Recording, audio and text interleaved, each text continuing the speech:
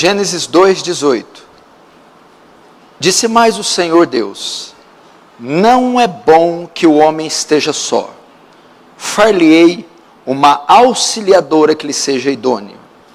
Havendo, pois, o Senhor Deus formado da terra todos os animais do campo, todas as árvores, trouxe o homem para ver como esse lhe chamaria. E o nome que o homem deu, desse a todos os seres viventes, esse seria o nome deles.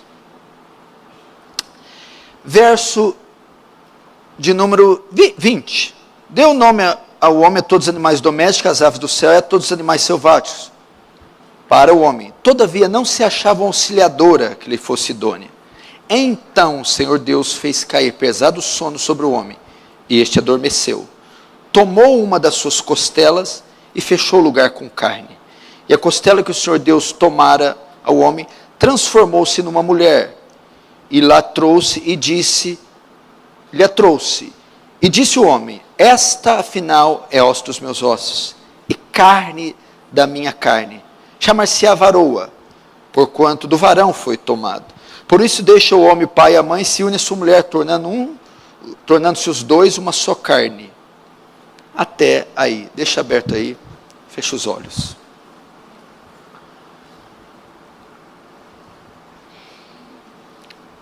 Pai Santo, em Tua presença nos colocamos e submetemos a Sua grandeza e a Sua majestade e pedimos a Sua misericórdia para compreender as coisas do Espírito, para compreender a Sua sabedoria, Senhor. Que o Senhor despeje da Sua graça nesse local e tome as mentes e os corações agora cativos à Tua palavra e em obediência ao Teu Filho. Abre o nosso entendimento, traz luz à nossa mente para conhecermos o Seu conselho. Que o Teu reino avance, Senhor. Que o Senhor receba a glória para si e que nós sejamos conformados à imagem de Cristo. Em nome de Jesus. Amém. Eu tenho falado muito aqui nesse púlpito a respeito da família.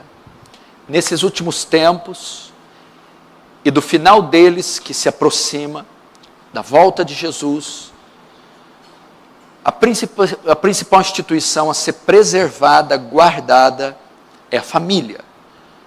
Porque a principal instituição a ser atacada nesse tempo, sem dúvida nenhuma, é a família. Por que será que a família é tão odiada pelo inferno, tão odiada pelo mundo? Porque a família é a primeira instituição criada por Deus. E nenhum outro órgão reflete tanto a natureza de Deus como a família.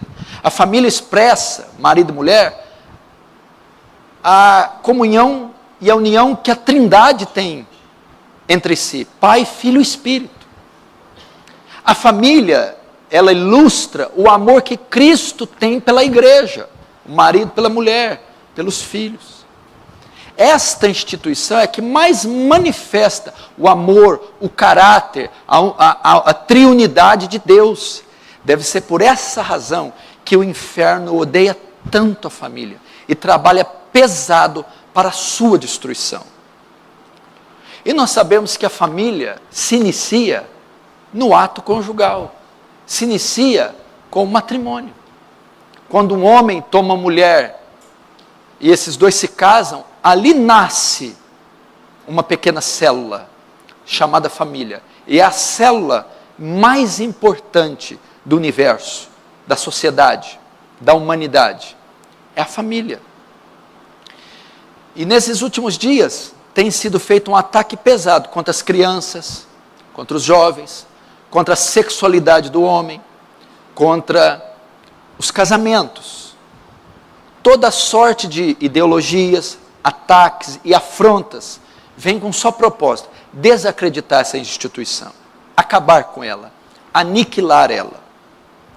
E evidentemente que os dois grandes responsáveis pela família são marido e mulher, pai e mãe. São os cabeças, sendo o marido mais importante do que a esposa, no sentido do governo e da liderança da família. E se estes não estiverem bem condicionados, bem lúcidos, sóbrios e conscientes dos seus papéis dentro do matrimônio, dentro da família, a família vai se desintegrar, vai se perder. Eu sou pastor há mais de 11 anos. Trabalho com aconselhamento com igreja há mais ou menos 16. Há 16 anos que eu trabalho com discipulado, evangelismo, aconselhamento. E eu falo de maneira inequívoca. De cada 10 pessoas que eu aconselho, 7 são com problemas conjugais. São com problemas relacionados ao casamento. De cada 10 pessoas que você trata num gabinete pastoral, entre 6 e 7 vai tratar do seu relacionamento. Sejam noivos, sejam namorados e principalmente casados. Esse é definitivamente o maior desafio da igreja e do pastorado. Os relacionamentos, o casamento. O casamento hoje não é uma experiência muito agradável. Os jovens ingressam nessa aventura com alegria, com entusiasmo, mas passa algum tempo e descobrem que é uma experiência traumática. E nós deveríamos fazer o quê à luz disso? Sabendo que o número de divórcios se aumenta a cada ano, de adultério, de violência, e de muitas pessoas que se unem sem o compromisso do matrimônio. A união estável, amigar, se amaziar, morar junto, qualquer tipo de contrato para apenas ter satisfação sexual, mas sem o compromisso do matrimônio. Essa instituição, casamento, também tem sido desacreditado. Tem sido visto com maus olhos pelas novas gerações. E tem sido achincalhado, desprezado, diminuído pela nossa cultura e a sociedade atual. Casar-se hoje é sinônimo de tédio, de ter cerceado a liberdade. Casar hoje é sinônimo de algo retrógrado, atrasado. E como cristão, como igreja, nós também passamos por dificuldades conjugais. Você que casou recentemente, ou você que já casou há algum tempo, sabe que não é nem um conto de fadas o casamento.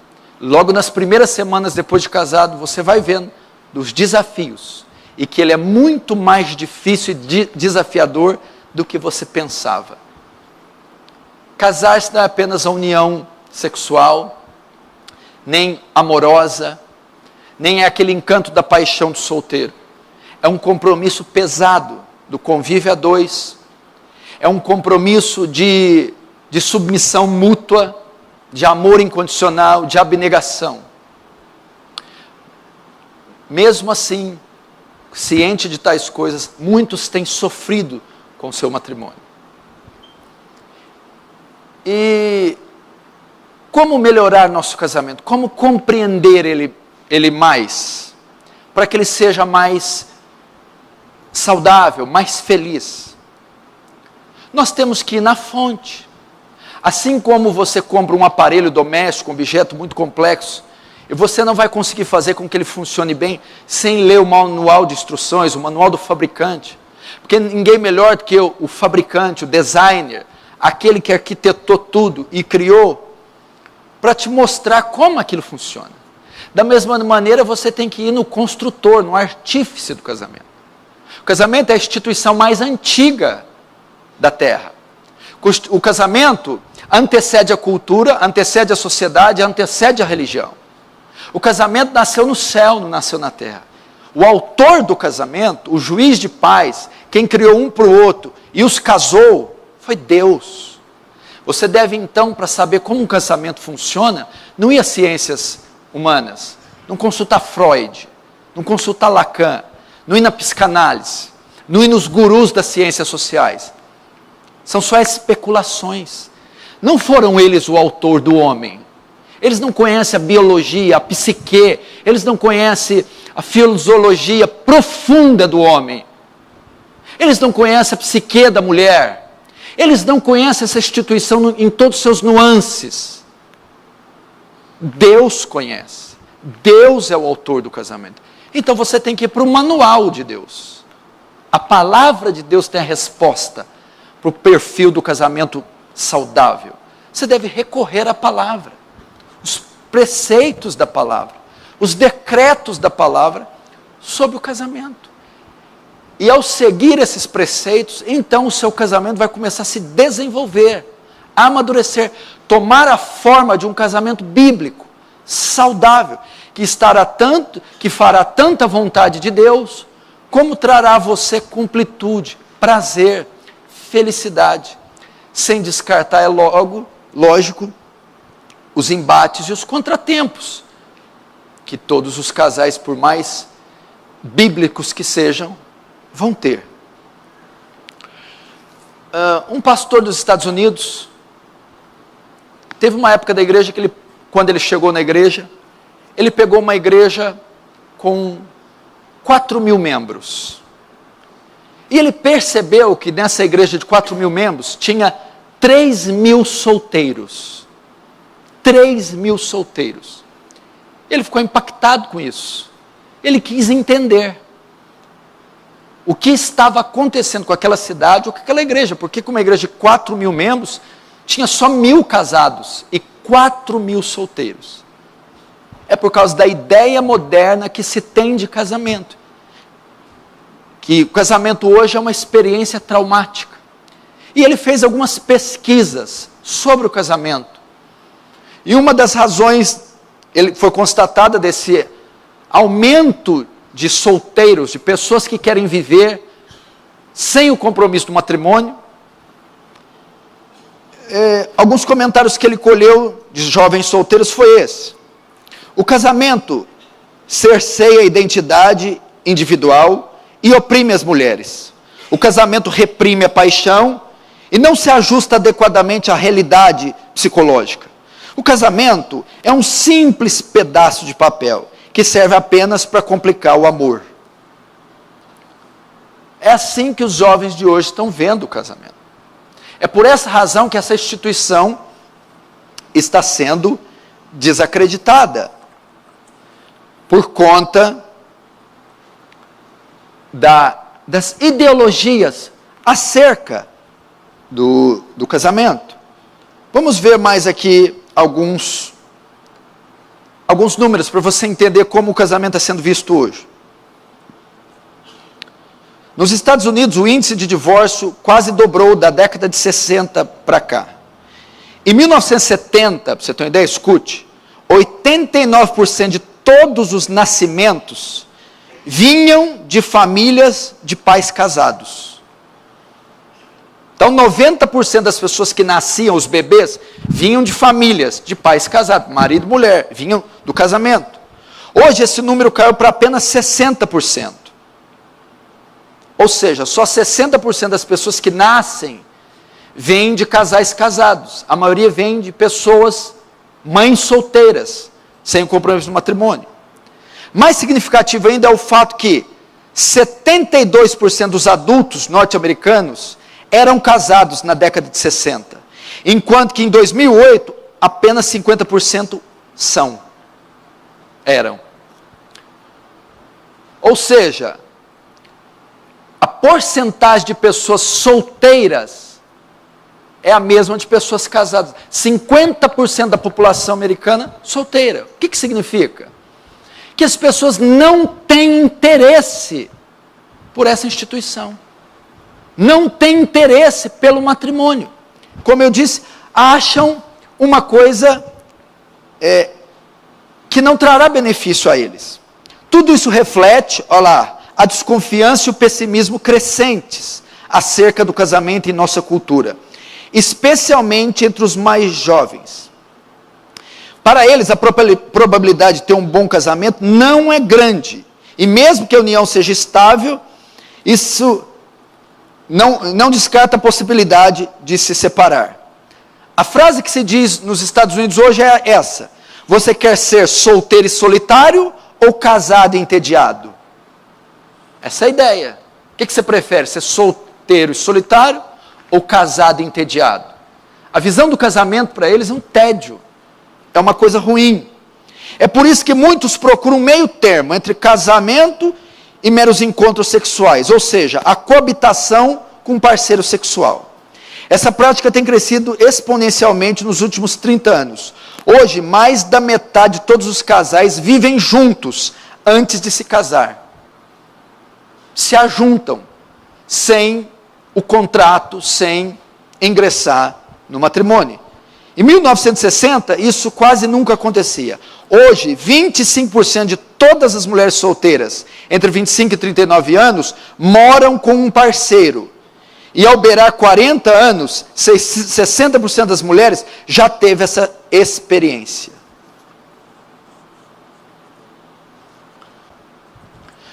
Todavia, pesquisas feitas com casais casados mostraram exatamente o contrário.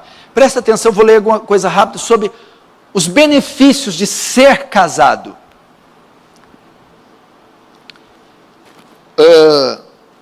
Uma pesquisa feita no Instituto Gallup diz que há indícios consideráveis para aqueles que são casados. Deixa eu ver.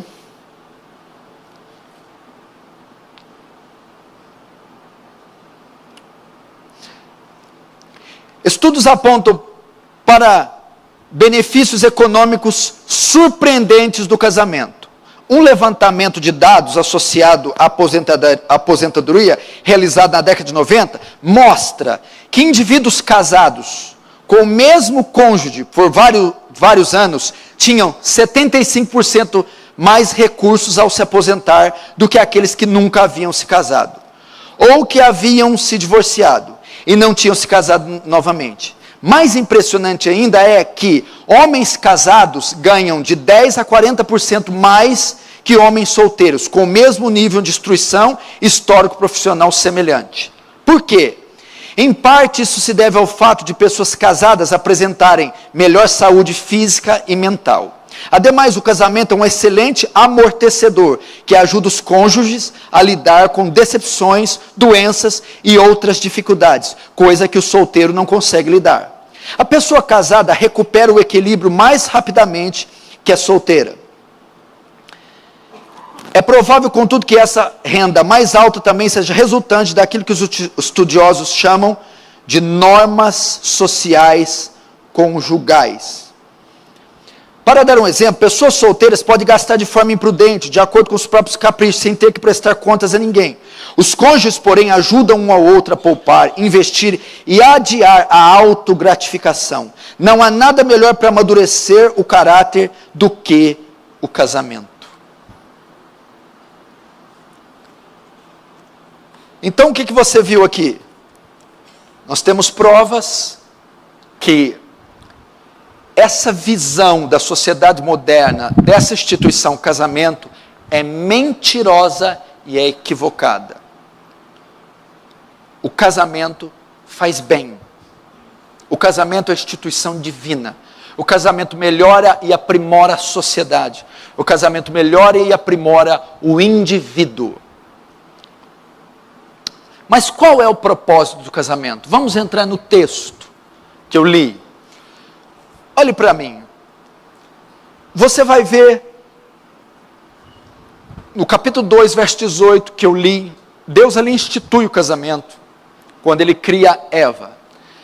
Antes disso, ele está narrando todo o processo da criação, criando céus, estrelas, lua, peixes, animais. E a narrativa do Senhor, a cada dia da criação é: e viu o Senhor que era bom. E viu o Senhor que era bom. Só no capítulo 1 isso é repetido 7 vezes. Aí ele cria o homem e viu que tudo isso era muito bom. No capítulo 2, ele vai dizer: não é bom que o homem esteja só. Não é bom que o homem esteja só. Dentro do quadro da criação, dentro do universo da criação de Deus, foi a única coisa incompleta e imperfeita que Deus diz, não é bom. Agora, como pode o mundo ser criado perfeito, o homem ser criado perfeito, no mundo perfeito, tendo a perfeita comunhão com Deus, ser falado ao seu respeito? Tem algo ao seu respeito que não é bom. Não é bom que o homem fique só. Por que então teve a necessidade de criar uma mulher para ele? Porque Deus viu em Adão a necessidade de ter uma pessoa do seu lado, e então lá nascer o casamento. Para você entender, Gênesis 2:18 é onde vem a ideia de Deus de criar uma mulher, então criar essa instituição casamento, quando ele notou que não era bom que o homem estivesse só. A resposta para isso está em Gênesis 1:26. Quando Deus vai criar o homem, o que ele diz? Façamos o homem à nossa imagem e conforme a nossa semelhança. Ali nós temos a resposta, o porquê não é bom que o homem fique só e o porquê ele instituiu o casamento e qual é o seu grande propósito. Quando ele fala façamos, note que ele está usando a primeira pessoa do plural. Façamos, mas não é Deus quem está falando. Por que ele diz façamos? A quem Deus está dirigindo essa palavra? Como se ele estivesse dizendo, ei, façamos, vamos nós fazer o homem à imagem e semelhança. A nossa, não é só a minha, a sua e a sua. Ali dá um indício da trindade. A trindade se reuniu em conselho, Pai, Filho e Espírito Santo, em comum acordo, em união plena, em harmonia plena. Vamos fazer o homem à nossa imagem, nossa semelhança. Ou seja, o que é Deus aqui? A palavra hebraica que é Elohim, que denota substantivo de pluralidade, mostra que foi pessoas que falaram e mostra um atributo de Deus, a pessoalidade de Deus. O que é pessoalidade? Deus é uma pessoa. E quando ele faz o homem, a sua imagem, a sua semelhança, ele faz o homem também um ser pessoal. E o que significa? Significa que ser semelhante a Deus significa ser pessoal. Um Deus pessoal faz seres pessoais. E qual é uma característica de ser pessoa? O que uma pessoa faz? O que é oriundo de uma pessoa? Ela precisa se relacionar. Ela foi feita para ter vínculos sociais, para se relacionar. Assim como o Pai, o Filho e o Espírito se relacionam em perfeita harmonia, porque são seres pessoais, assim o homem feito uma pessoa, feito ser de Deus, necessitava ter comunhão com outros seres humanos. Necessitava se relacionar. Então, não é bom que um ser social, um ser pessoal, fique sem relações. De maneira que mesmo que ele tinha relação com Deus, a sua relação era vertical, ele também precisava de relação na horizontal, se relacionar com outros seres humanos. Foi então que Deus fez Eva. Foi por isso que ele instituiu o casamento, para que o homem tivesse uma companheira, uma parceira, com quem se relacionasse. É por essa razão. Esse foi um dos motivos de Deus ter feito o casamento, o grande propósito do casamento. Fazer alguém que se relacionasse com Adão, e posteriormente Adão com Eva. Para quê? A palavra grega, hebraica que se usa lá, não é bom que o homem fique só, far-lhe-ei um auxiliadora que seja idônea. A palavra hebraica é ezer, que significa companheira, que significa ajudadora. E qual o motivo de Deus ter feito? Veja só, quando Deus faz Eva, Ele tira da costela de Adão, para fazer ela. De sorte que Adão não é completo em si mesmo, sem Eva, e nem Eva. Assim como um quebra-cabeça, agora os dois se encaixam. Adão tem uma lacuna, porque Eva foi tirada. Eva está incompleta. Então Ele fez a mulher para que completasse o homem, e vice-versa. Esse é o grande propósito do matrimônio. Um completar o outro. Um realizar o outro. Satisfazer o outro. Foi por isso que Deus criou o matrimônio.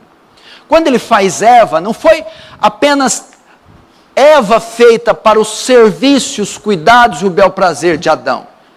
Ele fez um para o outro, para que um completasse, satisfizesse um ao outro. Esse é o grande propósito do homem. Criando a mulher, Deus institui o casamento a fim de que eles se relacionem. E na relação, um complete o outro. Quando o tradutor coloca auxiliadora, presta atenção, ele não dá muita ideia do que o verbo hebraico quer dizer. Porque auxiliar pode dar ideia de alguém ajudar outro numa tarefa que ele pode realizar sem o auxílio da outra. Não é isso? É alguém que é o grande chefe de obra, é o grande responsável, e tem alguém auxiliando. Mas ele consegue sem o auxílio do outro. A ideia de auxiliadora parece ser isso. Mas não é esse o verbo que quer dizer. Ele é usado em campanhas militares. É um apoio militar dado numa batalha sem o qual Israel não poderia vencer a batalha. Ou seja, Deus colocou a mulher para apoiar o homem de forma que ele não conseguirá ser completo, ser realizado, ser feliz sem ela. Essa é a ideia. Ajudar significa preencher com suas forças aquilo que falta no outro. Essa é a ideia. Por isso que Deus fez. Instituiu o casamento. Agora, como eles conseguem isso? Como conseguem se preencher um ao outro? Como eles conseguem se satisfazer, se realizar? Como um consegue suprir a falta do outro? Cumprindo o que Deus decretou para ambas as partes. É quando eu cumpro o que a Bíblia ordenou, decretou, que então essa satisfação acontece. Deus definiu papéis na Escritura. Há papéis definidos tanto para o homem quanto para a mulher. E quando cada uma das partes ocupa devidamente o seu papel, essa completude acontece. Essa satisfação. Quando a mulher ocupa o papel determinado por Deus, quando ela obedece, ela então consegue completar o marido, satisfazer o marido. Quando o marido cumpre o seu papel que Deus decretou, ele também consegue satisfazer a mulher. E quais são os papéis de ambos? Vamos para Efésios, capítulo 5.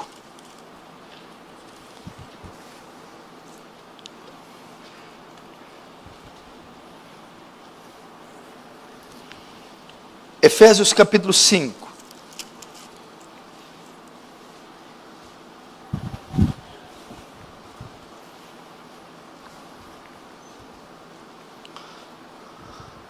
Verso 22. As mulheres sejam submissas ao seu próprio marido, como ao Senhor. Porque o marido é o cabeça da mulher, como também Cristo é a cabeça é o cabeça da igreja, sendo este mesmo o salvador do corpo. Olha aqui o perfil, o decreto para a mulher, o papel dela. Verso 24. Como, porém, a igreja está sujeita a Cristo, assim também as mulheres sejam sujeitas em tudo. Sejam submissas ao seu... Assim também as mulheres sejam em tudo submissas ao seu marido. Agora o papel do homem. Maridos, amai vossa mulher como também Cristo amou a igreja, a si mesmo se entregou por ela, para que a santificasse, tendo purificado por meio da lavagem de água pela palavra, para apresentar a si mesmo uma igreja gloriosa, sem mácula nem ruga, nem coisa semelhante, porém santa e sem defeito. Assim também os maridos devem amar sua própria mulher como ao próprio corpo. Quem ama a esposa, a si mesmo ama. Até aí. Presta atenção. Aqui estão os papéis que, se cada um cumprir, vão conseguir aquilo que Deus planejou em Gênesis. Não é bom que ele esteja só. Mas como não é bom? Está tudo perfeito. Sim, mas ele não é completo. Falta algo, falta relações, falta uma amizade, falta alguém que o preencha, que o complete, que o satisfaça. Uma mulher, uma esposa. Como eles conseguirão isso? Cumprindo seus papéis. Então Deus define os papéis através do apóstolo Paulo. A mulher deve reconhecer a autoridade do marido. Ele fala lá que o marido é o cabeça da mulher, como Cristo é o cabeça da igreja. O que significa ser cabeça? A autoridade da família, a liderança da família, a liderança na relação, está sob o marido. O papel da mulher é reconhecer a autoridade do marido e reconhecer a liderança e se sujeitar a ela, obedecendo o marido, seguindo suas ordens, suas regras. Esse é o papel da mulher, auxiliando ele na condução e na liderança, no governo do lar, respeitando a autoridade que ele está investido, que ele foi investido. Papel da mulher, papel do homem, amar a sua esposa, como Cristo amou, amá-la incondicionalmente, e se entregou por ela, amá-la sacrificialmente, como ele se entregou, morreu na cruz, ao ponto de dar a vida por ela, lavando ela pela palavra, para santificar, discipular, ensinar a palavra, santificar a esposa, e para apresentar a si mesmo uma igreja gloriosa, sem ruga, sem mácula, adornar a mulher. Então o homem ama incondicionalmente, ama sacrificialmente, ao ponto de dar a vida. É o homem que ensina a esposa as escrituras, doutrina a mulher e a santifica pelo discipulado pessoal. Quarto, é o homem que adorna a mulher. O que é isso? Cristo, quando casou com a igreja, ela era pecadora, suja, feia. Se trazer isso para o mundo físico, é como você casar com uma mulher sem dente, sem cabelo, gordinha, manca. Aí o que você vai fazer? Vou dar um banho de loja, vou adornar, esculpir. É dever do marido trabalhar o caráter da mulher, moldá-la, amadurecê-la, levá-la à plenitude da vida cristã. Esses são os papéis. Quando cada um desse cumpre o seu papel bíblico, cabeça da casa é o homem, o marido, o pai, o líder, o chefe, e eu me submeto porque reconheço nele a autoridade de Deus nele colocada. Eu obedeço. E o marido, eu reconheço o meu papel, tenho que amar minha esposa sacrificialmente, incondicionalmente, discipular. Eu sou responsável pela vida espiritual da minha esposa, por desenvolver a espiritualidade dela e formar o caráter dela. Quando ambos cumprem os seus papéis, o quebra-cabeça se encaixa. As relações entram em perfeita harmonia, em sintonia. Então um completa, satisfaz, realiza o outro. Agora, por que invariavelmente nós temos falhado nisso? Eu não consigo ser submissa ao meu marido. Em quase nada, quanto mais em tudo. Eu não reconheço autoridade nenhuma no meu marido. Aliás, eu o desrespeito, eu inflinjo a sua autoridade, eu o rebaixo, eu o exponho. Eu não consigo fazer. Olha, eu não sei se eu amo a minha esposa incondicionalmente. Eu gostaria que ela reunisse algumas condições para eu amar. Nem sacrificialmente, não é um sacrifício. Não faço nenhum sacrifício por nossa relação. Dar a vida? Olha, a primeira vez que eu escutei que tinha dar a vida pela minha esposa. Discipulá-la, gastar tempo e adorná-la. Invariavelmente nós falhamos no cumprimento dos nossos papéis. E isso retorna para nós, em sinônimo de crise, problema conjugal, violência, abstinência sexual, feridas, traumas, traição, divórcio e aí sim por diante. Agora, por quê? Presta atenção. O cumprimento desses papéis está associado a uma coisa. O seu relacionamento com a sua esposa depende do seu relacionamento com Deus. O seu relacionamento com o seu marido depende do seu relacionamento com sua esposa. Com Deus. Significa que a grande maioria dos casais que tem problema na relação conjugal é porque tem problema na relação espiritual. A sua comunhão com Deus define a sua comunhão com o seu cônjuge. A sua relação com Deus determina como será a sua relação com a sua esposa. A sua relação com Deus define como será a sua relação com o seu marido. Vou dizer, nunca mais esqueça dessa frase. A sua relação com o seu cônjuge depende da sua relação com Deus. Quer ver isso? No mesmo texto, Efésios 5, vamos ver o verso 18. 5:18. E não vos embriaguei com vinho, no qual há dissolução, mas enchei-vos do Espírito, falando entre vós com salmos, entoando e louvando de coração o Senhor com hinos, cânticos espirituais, dando sempre graças a Deus, nosso Senhor Deus Pai, em nome de nosso Senhor Jesus Cristo, sujeitando-vos uns aos outros no temor de Cristo. As mulheres sejam submissas ao marido. Verso 25, maridos, amai vossa esposa. Até aqui. Quando eu comecei abrindo no texto de Efésios 5, 24, eu estou dando continuação a um discurso de Paulo. Paulo, no verso 18, ordena que sejamos cheios do Espírito Santo. Que é isso? Uma vida plena em Deus. Uma vida de envergadura espiritual superlativa. Ele nos ordena ser cheios, desenvolver a nossa vida espiritual. Depois do 18, ele vai dizer as consequências de uma vida cheia do Espírito. Qual é? A pessoa cheia do Espírito fala, canta, entoa hinos. E mulheres submetem ao marido. Maridos amam incondicionalmente a esposa.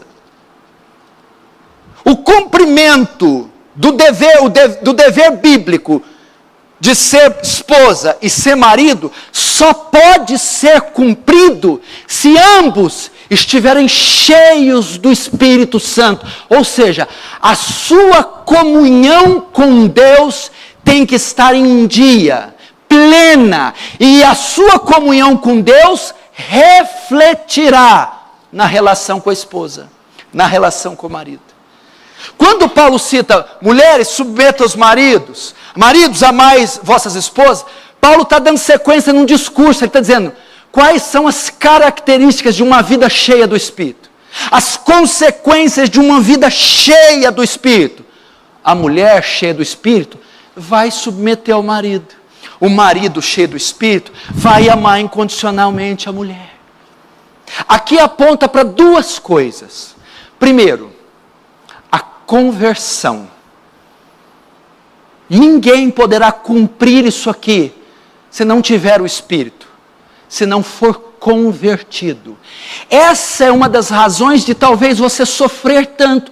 Essas evidências, a mulher que submete o marido em tudo, são evidências de uma mulher convertida, de uma mulher salva. É por essa razão que a mulher não consegue reconhecer a sua autoridade, submeter a você, respeitar você, porque essas são características de uma mulher bíblica, convertida, salva, regenerada. Talvez é por essa razão que o seu marido não consegue amar você incondicionalmente, ser paciente, benigno, sacrificial, nem adornar, discipular você. Porque essas são características de um homem bíblico, santo, nascido de novo, salvo. E ele, nem ela, não podem dar. Qual é a solução para aquele que quer ser pleno com o seu marido e não consegue? Pleno com a sua esposa e não consegue? Ser feliz, se saciar um no outro, sabendo que uma das partes é ímpia. Você deve orar para a conversão dele. Ele não conseguirá cumprir o papel dele. Porque essa é a característica de uma vida plena no Espírito, de um verdadeiro salvo. A oração sua, minha irmã, que é casado com um homem insensível, grosso, que não cuida de você, que nem sequer entende isso aqui, é orar pela regeneração, a conversão. Ele não tem condições de cumprir isso aqui. Ele não tem condições. Ele é uma só carne com você. Ele te preencheu, é a peça do quebra-cabeça diferente que se uniu a você. Foi feito porque você é um ser social, é um ser que necessita de relações, está ali. Contudo, vocês não conseguem ser plenos se ambos não cumprirem seus papéis. E ele não pode cumprir esses papéis evitando que vocês sejam plenos, porque ele é ímpio, porque ela é ímpia. O seu dever então é orar pela conversão dele, para ele receber um novo coração, para a conversão dela, para ela receber um novo coração, e então, na plenitude do Espírito, ser submissa a você em tudo, reconhecer em você a autoridade que Deus deu, amar você incondicionalmente, mulheres, discipular e adornar você. Agora, se o seu caso é diferente, não, pastor, eu sinto que eu sou crente, eu sei que eu sou salvo, que eu sou crente, que eu tive uma experiência com Deus, mas eu tenho falhado em cumprir isso. Você é homem, eu tenho falhado em adorná-la, tenho perdido a paciência, não tenho sido um bom intercessor. Ou você que é mulher, eu sei, eu tive experiência, eu sou cristã, mas eu não consigo submeter em tudo, eu tropeço diariamente. Qual é o segredo? Nós temos que ir na causa e não no efeito. O efeito é ordenar que amem. O efeito é mandar que amem incondicionalmente. O efeito é dizer que adorne a esposa, que ame sacrificialmente. O efeito é dizer que submeta, é mandar submeta em tudo. Mas a causa é uma vida plena no Espírito. Para vocês o que eu digo? Para a primeira parte, conversão. Para a segunda, se a sua relação com a sua mulher está prejudicada, é porque a sua relação com Deus está prejudicada. Se você está tendo problema em comunhão com a sua esposa, é porque você está tendo problema na comunhão com Deus.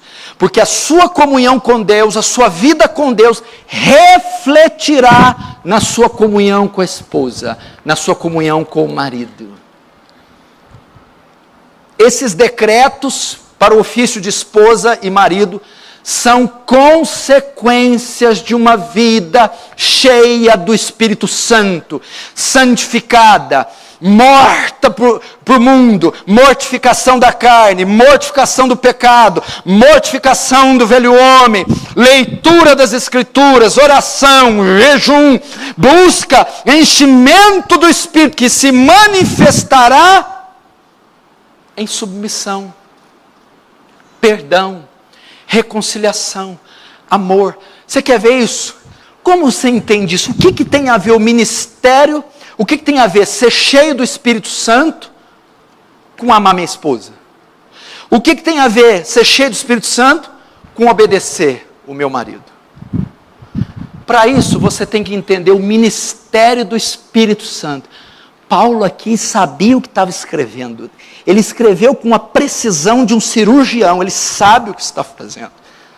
Só uma pessoa que entendeu o ministério do Espírito Santo e ser cheia dele conseguirá cumprir os papéis para marido e esposa. O segredo está no verso 21. Sujeitando-vos uns aos outros no temor de Cristo. Até aí. Aqui está o segredo para cumprir o papel de marido e de esposa. Sujeitando uns aos outros. É quando há uma submissão mútua no casamento, é que eu consigo amar.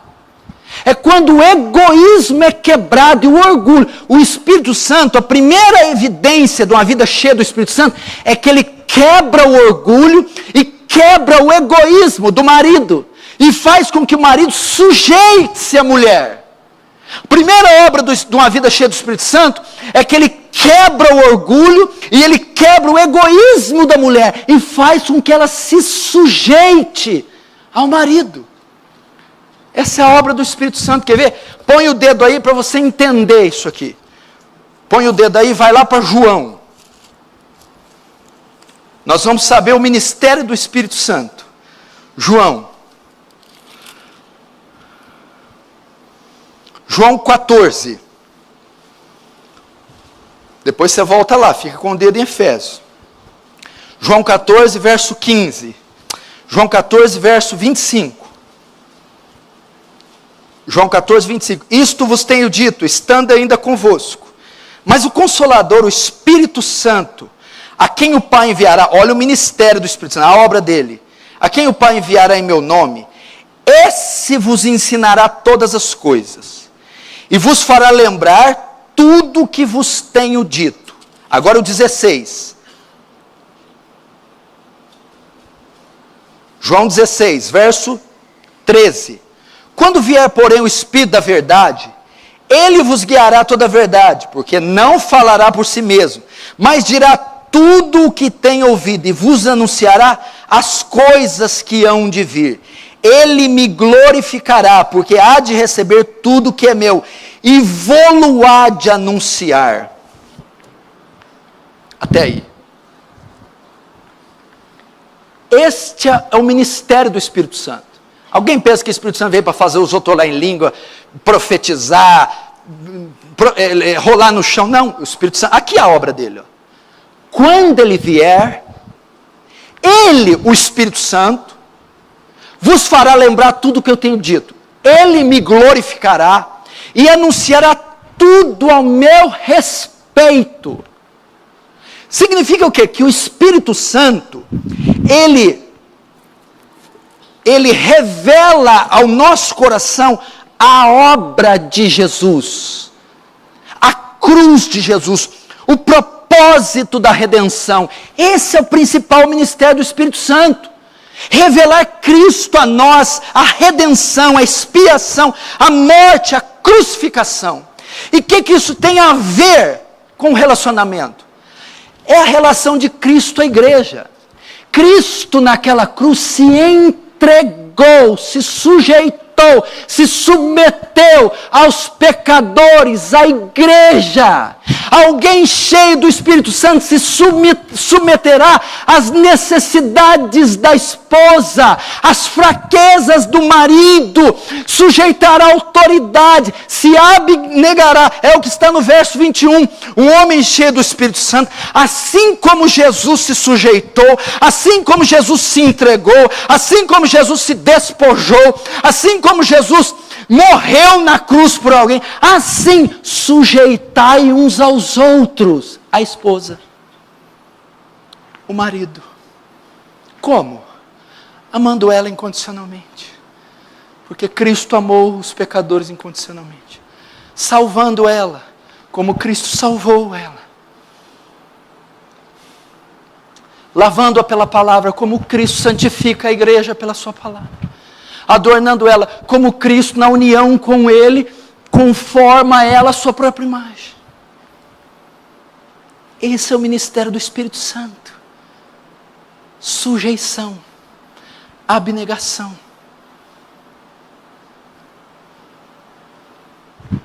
É por essa... Então, para você... Sim, eu sei que sou crente, que sou salvo.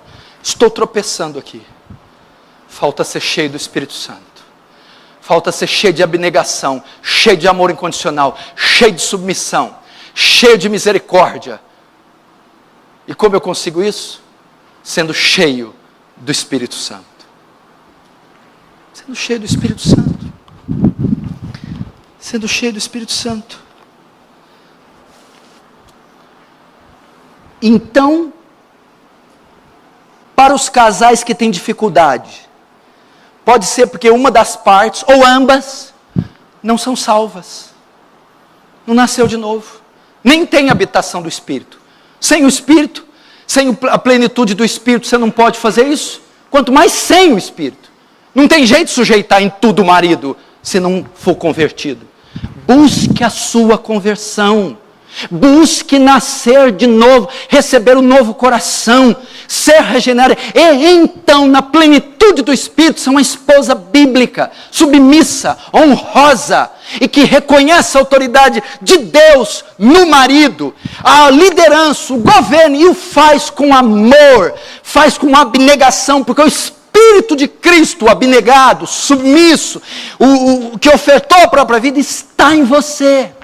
Se você não é salvo, homem, mesma coisa, busque arrependimento, fé em Cristo, salvação, para que Ele converta você, regenere você, e então você tenha, na plenitude do Espírito, condições de amá-la, não do jeito que você faz, incondicionalmente, não do jeito que você faz, sacrificialmente, não do jeito que você faz, dando a vida por ela.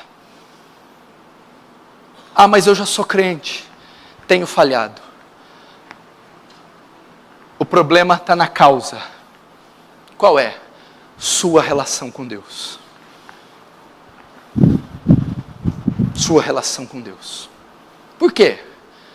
Porque submeter ao marido e amar incondicionalmente a esposa são consequências de uma vida cheia do Espírito. Ou seja, de uma comunhão plena com Deus. Está falhando no quê? E como eu consigo a comunhão plena com Deus? Como eu sou cheio do Espírito Santo?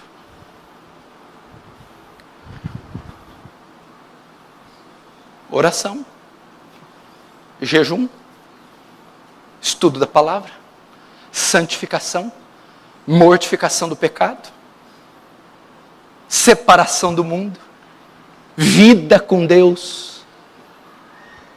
Como eu sou cheio do Espírito Santo. Irmão, você tem duas naturezas, espiritual e a natural, não é isso? O Espírito milita contra a carne contra o Espírito, e esse se opõe para que não façais o que quereis. Qual deles você investe mais? Na carne ou no Espírito? O que você investir mais é o que vai prevalecer. Se você tem uma vida vazia do Espírito Santo, morta do Espírito Santo, uma relação comprometida com Deus, é sinal que você não investe nela, e ela reflete invariavelmente na sua comunhão com a sua mulher, com o seu esposo. Então é aquele que você se dedica mais, jogos, TV, internet, bate-boca, bebedeira, safadeza, mentira, futebol, sei lá o quê, ou você gasta nas atividades, está nos cultos, nas vigílias, nas orações, se debruça diante do Santo Livro e o lê, se separa para reservar um momento de oração e jejum, tem comunhão com os santos idôneos, está nutrindo a vida no Espírito, está fortalecendo, e mediante a leitura de livros, a leitura das Escrituras, a assistir pregações, a comunhão com os santos, a separação do mundo, então a plenitude do Espírito vai tomar você. A comunhão sua será renovada, você será cheia do Espírito Santo, e então vai executar com maestria seu papel. Seu papel.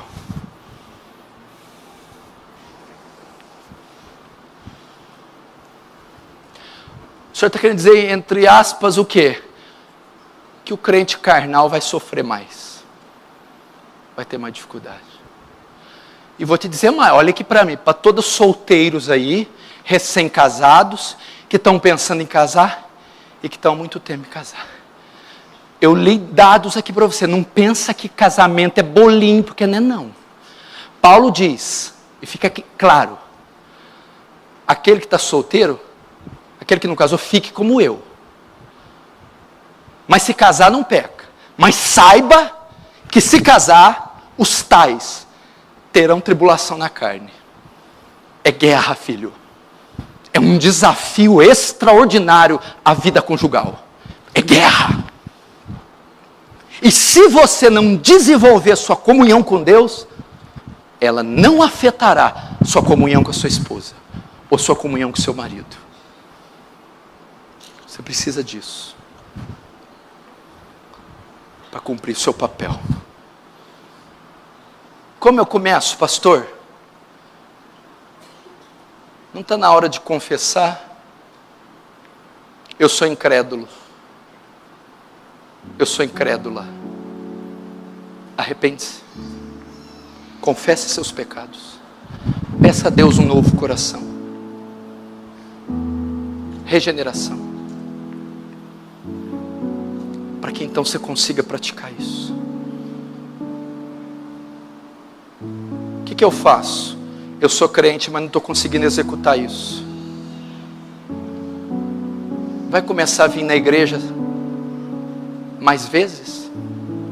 Vai parar de faltar das vigílias, das reuniões? Vai ler a Bíblia, pelo menos 2 capítulos antes de dormir? Fica difícil de ajudar. Não pega numa Bíblia, só quer trabalhar, só quer ganhar dinheiro.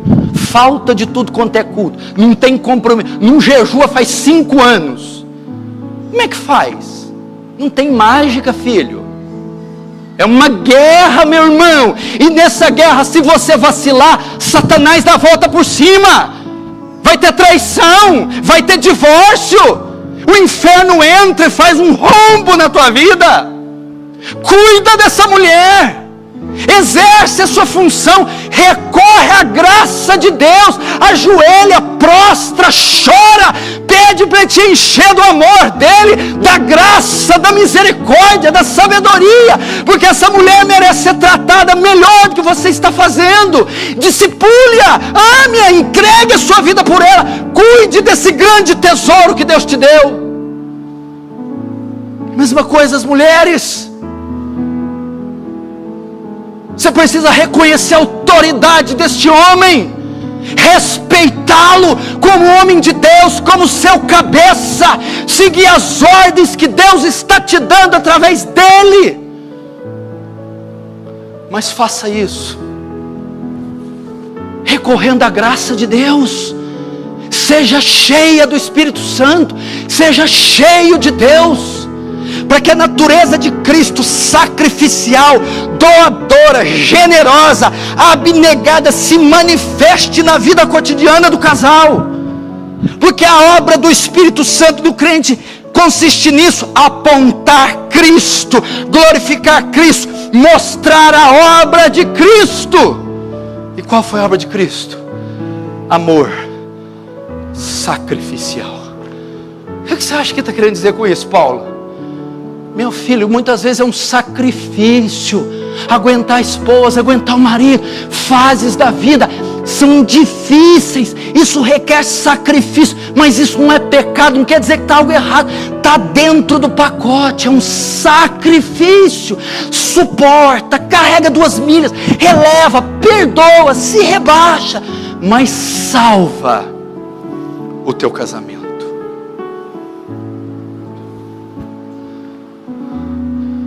Quantos concordam, diz amém. Se você está com a sua esposa, então vamos fechar os olhos, dê a mão para ela, ore com ela agora. Se você está só, ore pelo seu marido, ore pela sua esposa, ore pela relação em si.